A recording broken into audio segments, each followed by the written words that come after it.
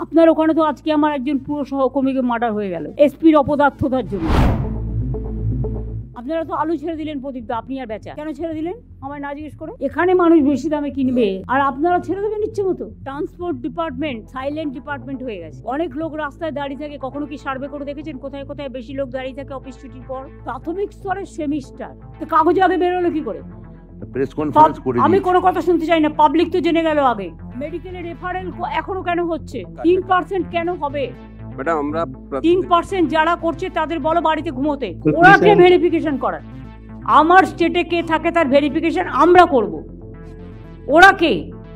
Why police allowed them? কথায় আছে না, চোরের 10 দিন তো গৃহস্থের একদিন। তো সেটাই ছিল কালকে নবান্নের সভাঘর থেকে মুখ্যমন্ত্রী মমতা ব্যানার্জি কিন্তু তার মন্ত্রী, আমলা, জেলা শাসক, এসপি কাউকে ছাড়লো না। যার বিরুদ্ধে অভিযোগ পেয়েছেন তাকেই কিন্তু তিনি ভর্ৎসনা করেছেন। সেই কালকের প্রশাসনিক পর্যালোচনা বৈঠক থেকে মমতা ব্যানার্জি কাকে কি কি বলেছেন সেটা নিয়ে আজকের এই ভিডিওটা। নমস্কার, আমি দীপ্তক আর তোমরা দেখছো আমার ইউটিউব চ্যানেল, যেখানে আমি খবরের কাগজ থেকে কিছু কিছু খবর নিয়ে একটু বকবক টকবক করে থাকি। তো সেটাই তোমরা দেখো। তো আজকের যে খবরটা আছে, একাধিক মন্ত্রী আমলাকে ভর্ৎসনা মুখ্যমন্ত্রী। কালকে যথারীতি নবান্নের যে সভাঘর আছে সেখান থেকে কিন্তু প্রশাসনিক পর্যালোচনার বৈঠকটা হয়েছিল, দুপুরের দিকে হয়েছিল। আর সেখানে কিন্তু একাধিক মন্ত্রী, আমলা, জেলা শাসক, পুলিশের যে উচ্চপদস্থ কর্মীরা আছে মানে এসপি যারা আছে তাদের কিন্তু তীব্র ভর্ৎসনা করেছেন মুখ্যমন্ত্রী মমতা ব্যানার্জি। এবং অনেক আমলাদের কিন্তু তিনি প্রশংসাও করেছেন। তার সঙ্গে সঙ্গে বর্ষীয়ান যে সমস্ত নেতা আছেন, যেমন ববি হাকিম, অরূপ বিশ্বাস, ইন্দ্রনীল সেন, আরও স্বরূপ দেবনাথের মতো যারা আছেন, তাদের কিন্তু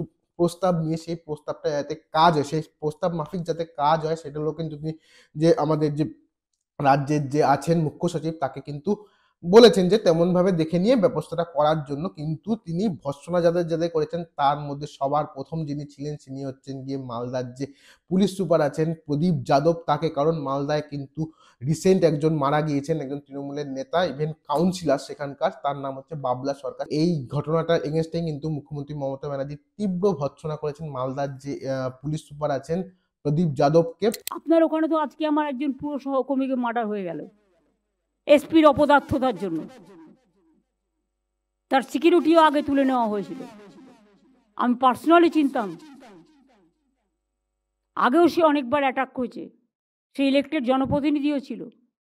এটা খুব দুর্ভাগ্য আমাদের। এখানকার যে জেলা শাসক আছে তার নাম হচ্ছে গিয়ে নিতিন সিংহানিয়া। তার উদ্দেশ্য মমতা ব্যানার্জি বলেছে যে ওখানে বর্ডার আর কালিয়াচক নিয়ে যদি ব্যস্ত থাকেন তাহলে কিন্তু জেলার ডেভেলপমেন্ট হবে না। Please forget that. ওখানে প্রোটেকশন করুন। আর বিএসএফ এর সাথে অ্যাডজাস্ট করে অনুপ্রবেশকারীদের ঢোকাচ্ছেন আপনারা, কেউ প্রতিবাদ করছেন না, আপনারা ঢোকাচ্ছেন না, ঢোকাচ্ছে বিএসএফ। আর এই যে অনুপ্রবেশকারীদের ঢোকানো হচ্ছে এটাকে কিন্তু কোনোভাবেই প্রোটেস্ট করছে না এই যে জেলা শাসক নিতিন সিংহানিয়া। এটা কিন্তু মুখ্যমন্ত্রী মমতা ব্যানার্জি বলেছে। আর তারপরেই তিনি এসেছেন বীরভূমের ক্ষেত্রে। বীরভূমের যে জেলা শাসক আছেন বিধানচন্দ্র রায়, মানে অনেকটা মিলে গেছে একসাথে, যাই হোক, বিধানচন্দ্র রায়, তিনি তাকে বলেছেন যে মানে মমতা ব্যানার্জি আগে বীরভূম নিয়ে যতটা খুশি ছিল এখন কিন্তু ততটা খুশি নেই। বলা হচ্ছে বীরভূম থেকে কিন্তু এখন সব থেকে বেশি নাকি বালি পাচার হয়ে যাচ্ছে। তোমার ওখানে যে গতিতে কাজ তুমি শুরু করেছিলে, হঠাৎ এমন কি হলো যে বালি সবচেয়ে বেশি পাচার ওখানে হচ্ছে? এমনকি দেউচা পাঁচমিতেও কেউ কেউ কি করছে তোমাকে আর বলছি না, তুমি জানো, আমিও জানি, সিএমও জানে সবটা, এই সিএসও জানে সবটা। কার ইঙ্গিতে, কার অর্ডারে এসব হচ্ছে? বীরভূম নিয়ে আমরা আগে যতটা খুশি ছিলাম এখন কিন্তু আমরা ততটা খুশি নই। যেখানে লিকেজ হচ্ছে আমি তোমার সময় দিচ্ছি, 7 দিনের মধ্যে এগুলোকে রিকভারি করো। এটাও বলে দিচ্ছে যে এইটা কিন্তু কোনো রকমের সেখানকার মানে বীরভূমে কোনো তৃণমূল নেতার জন্য হচ্ছে না, সেখানে কোনো দুষ্কৃতী বা কোনো টাইপের লোক যারা কিনা টাকা পাঠাচ্ছে বিজেপির কাছে, এটার জন্য তিনি সেখানকার যে পুলিশ সুপার আছে তাকেও ভর্ৎসনা করেন। এটা কোনো নেতার কথায় কাজ হবে না, আমার কথাতেও হবে না। গভর্নমেন্ট রেভিনিউ কেউ নিয়ে চলে যাবে আর তোমরা আঙুল গুটিয়ে বসে থাকবে, এটা আমি কিন্তু টলারেট করব না। বীরভূমে কিন্তু আমাদের নেতাদের কথা এটা হচ্ছে না। সরি, আমি বলতে বাধ্য হচ্ছি, ওখান থেকে সমস্ত বিজেপি ফান্ডে টাকা যাচ্ছে। আমি চাই না কোনো পলিটিক্যাল ফান্ডে যাক। তৃণমূলেরও যাওয়ার দরকার নেই, বিজেপিরও যাওয়ার দরকার নেই, সিপিএমেরও যাওয়ার দরকার নেই। মানুষের কাজ মানুষ পাবে। তুমি সেখানে তোমার দায়িত্ব অস্বীকার করতে পারো না। You are the district magistrate of the district and your SP. কিছু আইসিও যা ইচ্ছে তাই করে বেড়াচ্ছে। আর এরপরে আসে হচ্ছে কি কোচবিহারের কথা, যেখানে উদয়ন গুহ মুখ্যমন্ত্রীকে জানান যে দিল্লি থেকে কিছু পুলিশ এসে সেখানকার যে সাধারণ বাসিন্দা আছে তাদের নাগরিকত্বের যে কাগজপত্র আছে সেই কাগজপত্র তারা পরীক্ষা করেন। আর এটা নিয়েও কিন্তু মুখ্যমন্ত্রী মমতা ব্যানার্জি খোঁচে যান। কি শুনছি দিনাটায় দিল্লির পুলিশ গিয়ে পরিযায়ী শ্রমিকদের বাড়ি রেড করছে, তারপরে ম্যাম বিজেপি এটা যাচ্ছে। ম্যাম এটা আমরা খবর পেয়েছি ম্যাম, এটা যারা ওখানে কাজ করে ওদের ভেরিফিকেশনের জন্য আসছে ম্যাম, লোকাল ওরা কে পুলিশ। ভেরিফিকেশন করার? আমার স্টেটে কে থাকে তার ভেরিফিকেশন আমরা করব। ওরা কে? Why police allowed them? এবং আমাদের কাছে কোনো ইনফরমেশন পাঠায়নি। What is the role of the SP? এরপর মুখ্যমন্ত্রী আসেন অর্থ সচিবের কাছে, যার নাম হচ্ছে প্রভাত মিশ্র। তাকে তিনি বলেন যে তিনি একজন জেন্টেলম্যান, কিন্তু তাকে কিন্তু আরো কড়া হাতে এই অর্থ সচিবের যে দায়িত্বটা সেটা কিন্তু পালন করতে হবে। কারণ এখানে মুখ্যমন্ত্রী বলেছেন যে অর্থ দপ্তরে কিভাবে ফাইলের পর ফাইল জমে থাকছে সেটা কিন্তু মুখ্যমন্ত্রী মমতা ব্যানার্জি নিজে দেখেছেন। আর তার সঙ্গে সঙ্গে এটাও বলেছেন যে অর্থ দপ্তরটা একটা মিটিং মিছিলের জায়গা হয়ে গিয়েছে। ফাইন্যান্সে প্রভাত মিশ্র আছে। প্রভাত মিশ্র ইজ এ জেন্টলম্যান, কিন্তু আরেকটু এফেক্টিভ হতে হবে, অ্যাক্টিভ হতে হবে। এবং তোমার যে টিম বসে আছে ওখানে ফাইন্যান্সে, দু একজন ছাড়া বেশিরভাগই বামপন্থী রাজনীতির আলোচনা করে ওখানে বসে। ওটা একটা আলিমুদ্দিন স্ট্রিট বানিয়ে দিয়েছে। দরকার হলে তুমি নতুন লোক নিয়ে এসো, এফিশিয়েন্ট লোক নিয়ে এসো, নিয়ে কাজটা করাও। আমি নিজে সারপ্রাইজ ভিজিট করেছি কয়েকবার, আমি নিজে গিয়ে এটা দেখে এসেছি। আমি নিজে না দেখলে কথা বলতাম না, এবং আমার কাছে ইনফরমেশনও আছে।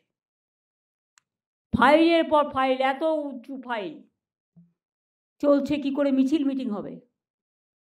এটা মিছিল মিটিং করার জায়গা না, এটা জনগণের কাজ করবার জায়গা। আর তারপরে ভূমি দপ্তরের যে সচিব আছেন বিবেক কুমার, তিনিও একটা রিপোর্ট পেশ করেন, কিন্তু সেই রিপোর্টেও কিন্তু মমতা ব্যানার্জি খুশি নন। আর তারপরে আসেন স্বাস্থ্য দপ্তরের যে সচিব আছেন নারায়ণ স্বরূপ নিগম, তিনি কিন্তু একটা রিপোর্ট দেন। সেখানে বলা হয় যে সরকারি হাসপাতালগুলিতে যে রেফার করার যে পরিমাণটা সেটা কিন্তু 60% থেকে কমে 3% হয়েছে। কিন্তু মুখ্যমন্ত্রী মমতা ব্যানার্জি এটাতেও খুশি নন। তিনি বলছেন যে এই যে 3% যারা করছে তাদের যেন বাড়ি গিয়ে ঘুমোতে বলে দেওয়া হয়। মেডিকেলে রেফারেল এখনো কেন হচ্ছে? ম্যাডাম মেডিকেলে আগে 7% মতো রেফারেল ছিল, এখন অনেক কমে 3%-এর কাছে। 3% কেন হবে? ম্যাডাম আমরা 3% যারা করছে তাদের বলো বাড়িতে ঘুমোতে। ইয়েস ম্যাডাম, বলো কাজ করতে হবে না, ঘুমোন আপনি। ইয়েস ম্যাডাম, পারফরমেন্স রিভিউ করো। ইয়েস ম্যাডাম, সেন্ট্রাল গভর্নমেন্ট 47 জনকে তাড়িয়ে দিয়েছে, দেখেছো তো? ইয়েস আমরা ম্যাডাম। কাউকে তাড়াই না বলে এটা নয় যে আমরা নজর রাখছি না। আর এরপরে মুখ্যমন্ত্রী বলেন যে আমাদের রাজ্য থেকে যে আলু অন্য জায়গায় চলে যাচ্ছে সেটা নিয়েও কিন্তু তিনি ভর্ৎসনা করেন। আর তার ভর্ৎসনার শিকার হয় কিন্তু কৃষি বিপণন মন্ত্রী যিনি আছেন বেচারাম মান্না, আর তার সঙ্গে যে পঞ্চায়েত মন্ত্রী আছেন প্রদীপ মজুমদার। আপনারা তো আলু ছেড়ে দিলেন প্রদীপ দা, আপনি আর বেচা কেন ছেড়ে দিলেন আমায় না জিজ্ঞেস করে? এখানে মানুষ বেশি দামে কিনবে আর আপনারা ছেড়ে দেবেন ইচ্ছে মতো? না ম্যাডাম, আমরা ছাড়িনি, ওটা অন্যায় করেছিল, তার জন্য আবার ইম্পোজ করা হয়েছে যে মুহূর্তে আমাদের নজরে এসছে। তো নজরে আগে আসেনি কেন? After death if comes the doctor, কোনো কোনো সাহায্য হয়? কখনো কখনো এটাও হয় আমি চোখ বুজে থাকি, দেখতে পাই না, দেখেও দেখতে পাচ্ছি না। তার পেছন দিকে কিছু কারণ থাকে। পুলিশও চোখ বুজেছিল, আমি খবর পাই, আপনারা পান না। আর এরপরে ভর্ৎসনার শিকার হন হচ্ছে গিয়ে আমাদের রাজ্যে যে শিক্ষামন্ত্রী আছেন ব্রাত্য বসু। কারণ প্রাথমিক স্তরে যে সেমিস্টার ব্যবস্থাটা চালু করা হয়েছিল সেটা এখানে জানা যাচ্ছে যে মুখ্যমন্ত্রী মমতা ব্যানার্জি সেটা জানতেন না। তো মুখ্যমন্ত্রী মমতা ব্যানার্জিকে না জানিয়ে কি করে এরকম একটা স্টেপ নেওয়া হলো সেটা নিয়ে কিন্তু ব্রাত্য বসুকে একরকমের ভর্ৎসনা করেছেন মুখ্যমন্ত্রী মমতা ব্যানার্জি। আমি কাগজে দেখলাম, আমি জানতাম না। আমি চিফ সেক্রেটারিকেও জিজ্ঞেস করলাম, চিফ সেক্রেটারিও জানতো না। প্রাথমিক স্তরের সেমিস্টার কাগজে আগে বেরোলো কি করে? প্রেস কনফারেন্স করে আমি দিয়েছে। কোনো কথা শুনতে চাই না, পাবলিক তো জেনে গেল আগে। যা মেসেজ যাওয়ার চলে গেছে, ওটা হবে না। আর এরপর তিনি আসেন যে পরিবহন মন্ত্রী আছেন স্নেহাশিস চক্রবর্তী, তার কাছে তিনি বলেন যে তিনি নিজে যখন রাস্তাঘাটে বেরান তখন তিনি দেখেন যে অফিস টাইমের পর কত লোক বাসের জন্য দাঁড়িয়ে আছে, কিন্তু বাস তারা পাচ্ছেন না। ফলে তিনি কিন্তু এই মন্ত্রী যে আছেন পরিবহন মন্ত্রী স্নেহাশিস চক্রবর্তীকে বলেছেন তিনি নিজে যাতে সমস্ত জায়গা পরিদর্শন করেন, শুধু একটা জায়গায় বসে থাকলে হবে না। ট্রান্সপোর্ট ডিপার্টমেন্ট সাইলেন্ট ডিপার্টমেন্ট হয়ে গেছে। অনেক লোক রাস্তায় দাঁড়িয়ে থাকে, কখনো কি সার্ভে করে দেখেছেন কোথায় কোথায় বেশি লোক দাঁড়িয়ে থাকে অফিস ছুটির পর, যেখানে বাসের ফ্রিকোয়েন্সি বাড়াতে পারে, বাসের ফ্রিকোয়েন্সি বাড়লে তারা যাতায়াত করতে পারে? আমার চোখেতে প্রায় পড়ে। মিনিস্টার নিজে কখনো ভিজিট করেছেন সারপ্রাইজ কলকাতার জায়গাগুলো নিয়ে? ট্রান্সপোর্ট সেক্রেটারি করেছে কখনো?